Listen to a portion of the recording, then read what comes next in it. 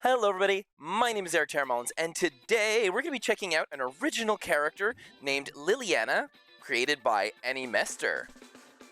Her name is actually Desire Witch Lilianna, to be precise, and she's a 1/6 scaled figure. I don't own a lot of figures by Animester, with the exception to this incredible beauty right here, who for me is probably one of the best articulated figures I've ever gotten in my life. I'll put her review link in the description below if ever you want to check her out, but we're not really here to talk about that, though the amount of quality and level of detail that they put into this for her price point definitely transfers over to this. I find that this is extremely well made for the low cost, but we'll get more into that during my final thoughts at the end of the video. If you'd like to see my unboxing of this figure, I've got a huge haul unboxing video I'd made, which I'll also put in my description down below. And for today's review, I thought it'd be fun to attempt to do this whole thing without being overly lewd or excessive in my explanation of things. This is going to be a razor's edge to walk on. Let's see if I can pull it off. The base plate is okay. I say okay because usually I flipping love extravagant, extra, super special, unique base plates.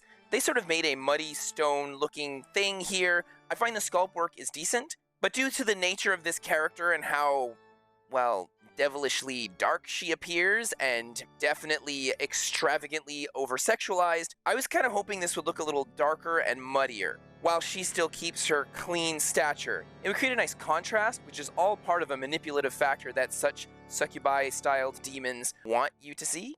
We don't really get much in the way of shading, however we do get some lighter dry brush techniques, so it almost gives off that effect of stone, though it still seems kind of plasticky due to the type of browns that they chose here. At this price point, and if you've got the skills, putting a nice darker brown wash over all of this, maybe going in with some blacks here and there, will really make this thing come alive. It's hollowed out, and we have these two little nubs underneath to hold the metallic pegs. It looks as though it might be kind of thin, but this plastic actually feels a lot more solid than most I'm used to handling. So I'm not too afraid that it's going to snap or crack on me. We get these transparent plastics with really long metallic pegs that go way up into her legs, and if you saw my unboxing, then you can see that it wasn't the easiest to get her on this. Once she's put on there, I kind of think that's it. You could probably pull her off if you really forced it, but I'm scared you might damage the figure, so keep this in mind for those of you that like to pack up and move often. The anatomy for this figure may be a little over the top, but it is done with extreme care, and you can tell that they put a lot of proper detailing where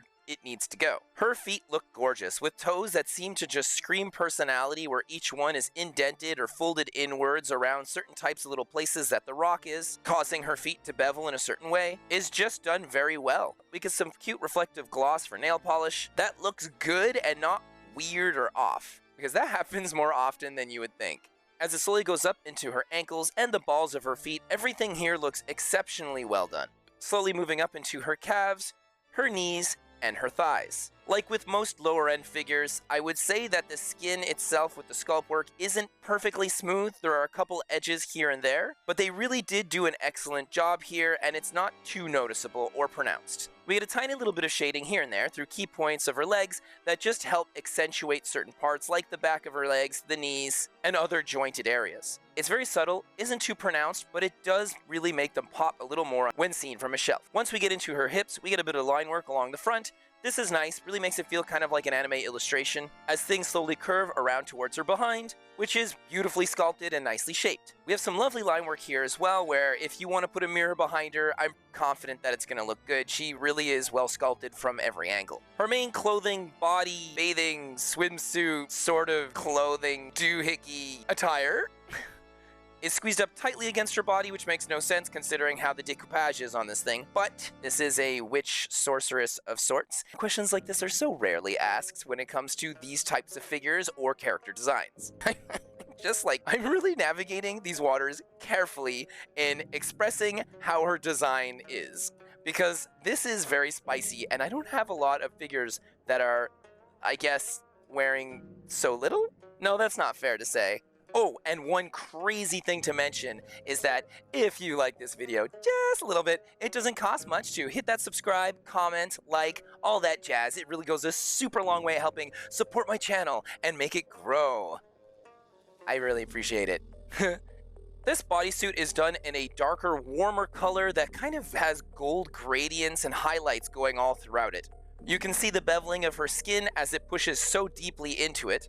where we get some stretch marks and folds in the fabric to go nicely with the curves of her body. And having gold, one can only imagine that perhaps there's actually some gold in there in order to help hold up her chest, because it's very indented in there and it's really working hard at accomplishing its job. Because of the fact that a lot of her skin is plugged in and around this clothing, you can sometimes see a little bit of disconnect between the plastics, and it's not 100% flush all around. For the most part it is, but this is a lower budget figure, so you gotta give and take a little. The back is really well defined, beautiful curvature of the spine, soft shoulder blades. As we slowly spin around, she doesn't have much in the way of a rib cage. It's all kind of flat here, and I personally would have liked a bit of a better sculpt work. I mean, we really do get a nice sculpt work on this figure, so I'm just a little sad that they kind of cut corners. She has a nice navel with beautiful curvatures for her stomach and a defining line that goes up towards her chest. And I actually have a bit to say about this oversized, over-sexualized chest.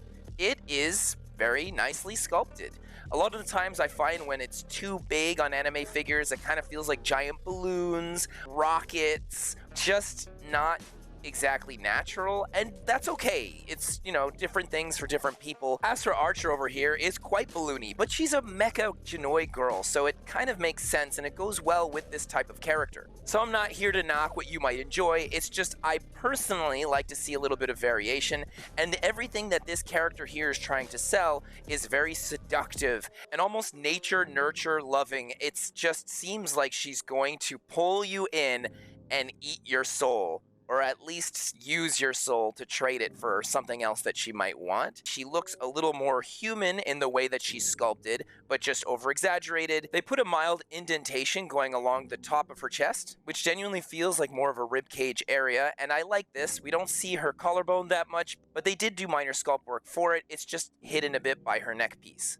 The shoulders look nice, and as they come down into the arms, you can see that they're clearly molded in strongly with the upper torso, but the carving of the sculpt is done so deeply that it's not that noticeable, and it's pretty nice. This is something that's very rare. I find usually when they're kind of like stuck in there, it looks like you can just see it. But it looks good on her, so Animester, thank you. She has these fun Vampirilla style sleeves, and I love the coloring. I think it's very nice. I think it's cool that it's just floating on her. Where magical clothing that seems to just stay in its place is the theme of this magical succubus-like witch figure. The arms do look like they go in the sleeves very well. Where there's nice sculpt work to the sleeves, they're not too overly pronounced. Personally, I would have liked a little sharper edges here and there.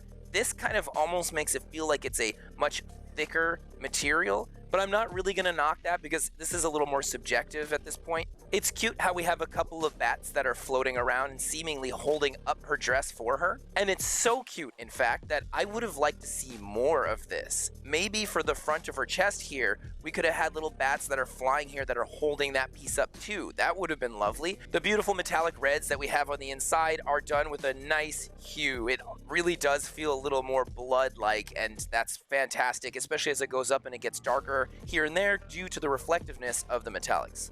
Her right hand comes out elegantly. It looks gorgeous. Beautiful use of gloss for the nails, where each finger really does look like fingers. We even have a couple of indentations here and there for the different knuckles. It's really well done. She's ever so slightly touching this cane of hers, which is demonic in nature, of course, and it looks really cool. But before I get too much into it, the bad.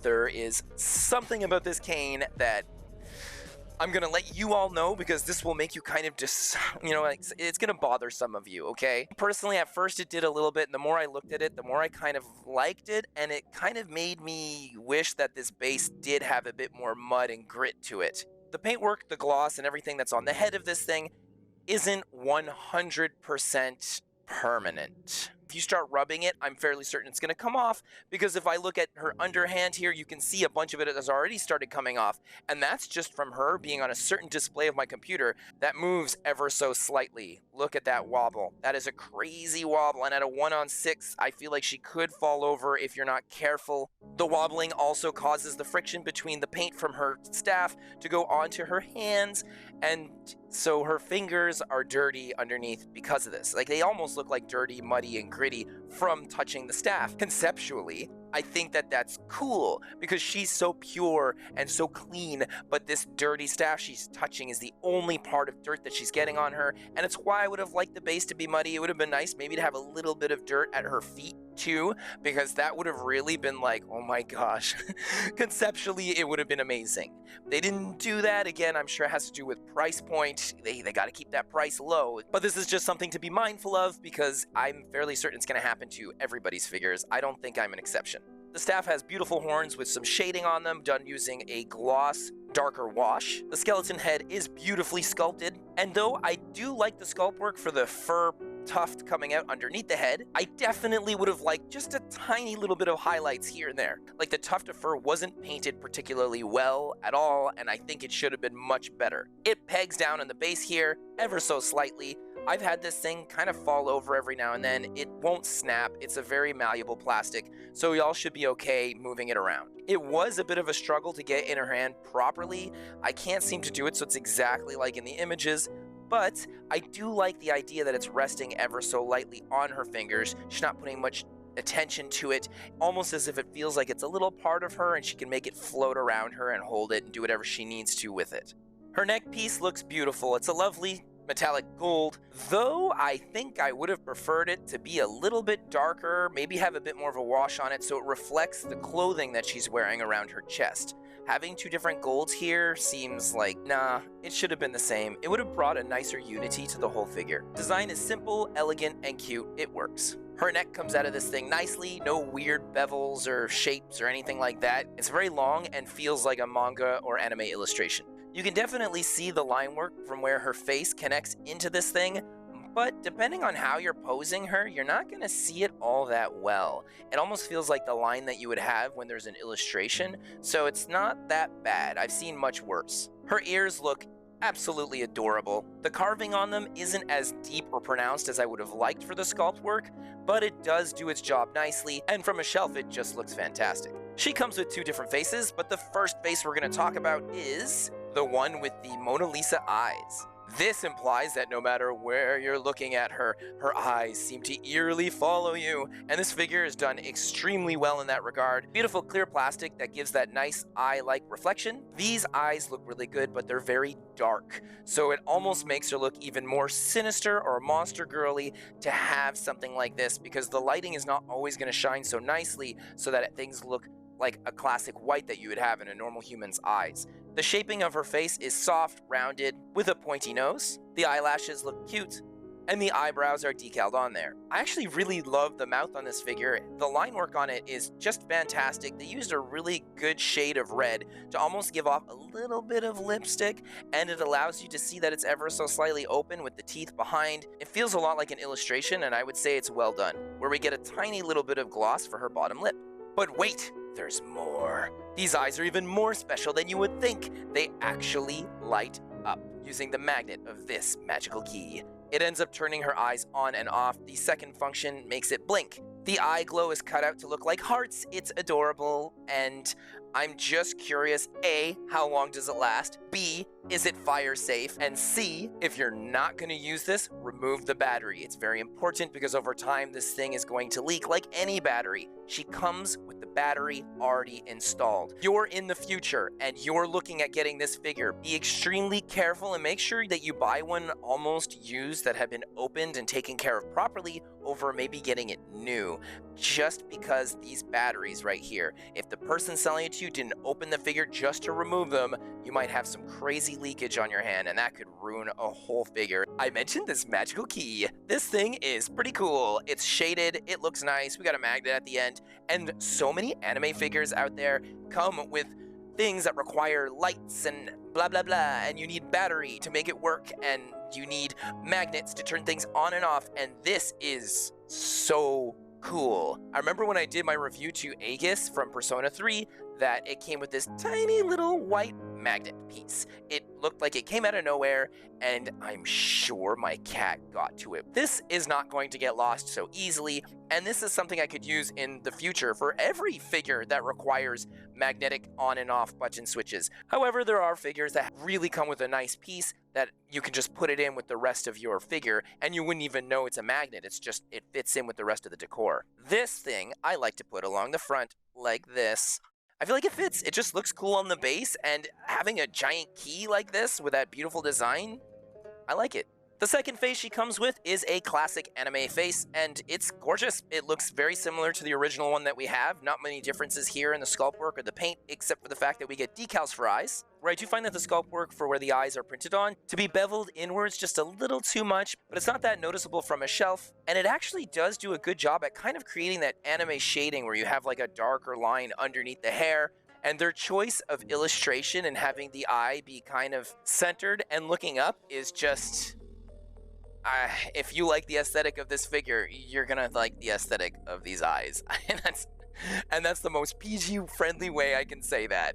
Honestly, I don't know which ones I like more. I think they both are pretty cool, so this is something I might swap in and out every now and then, just because I like them both. And that's pretty rare. I usually have a preference. Her hair is well sculpted, like most things are on this figure. We get a lot of deep, sharp cuts and strands here that are done so well that it's not necessarily easy to see where a lot of the connecting plastics are going. This is the way that most anime figures should be doing their hair. We have some lovely lighter purples in order to create the highlights, and I think it looks really good. Where we then have her horns, and I think the horns should have been much sharper, a little more edgier. Everything here is so soft and smooth. I also would have preferred highlights on these things, just a little bit, so it looks a little sharper. They could have been done using maybe a gloss or metallic reds kind of near the top so it reflects the reds that she has on her dress.